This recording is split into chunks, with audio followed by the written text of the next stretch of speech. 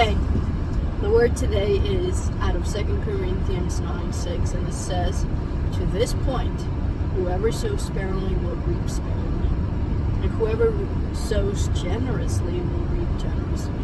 It's so wonderful how God gives us good pointers that whatever we do in our lives, whatever we decide to pour into, if that will be our family, that will be our kids, that will be our work, if we do it properly, if we sow into it in a sparing way, maybe doing it half what, instead of doing it properly in a whole way, that we will reap what we actually are putting into something. And a lot of the times, one of my biggest struggles has been financially giving to God so generously and willfully and joyfully, like the word God, like He says. And it's not because if I give to God, He will make me rich or He will give me more.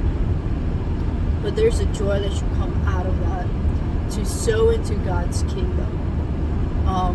And that is something that I am challenging myself this year to be more generous, more giving.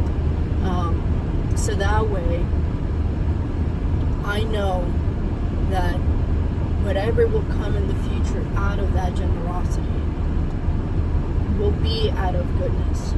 It won't be out of vain, it won't be out of arrogance, it won't be out of pride, and most certainly it won't be out of a lack. Because I know for sure that when we give, whether it's to a homeless person outside or a brother or sister that's in need, when we give, there's a joy that comes with it. And I have experienced that many times.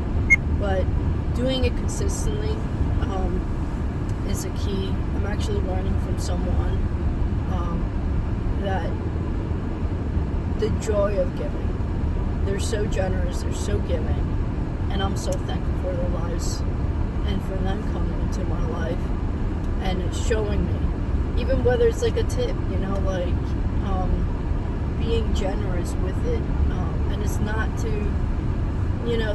it's not to just it's not to show off or anything. It's just like out of a giving heart comes so much joy, and it's not that God will be obligated in any way to give back to me.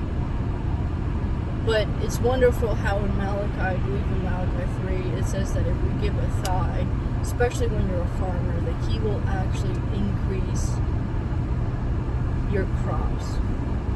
My friend Jenna gave me actually that verse, and it was amazing how he actually says, test me on this. That's the first time where God says, test me on this.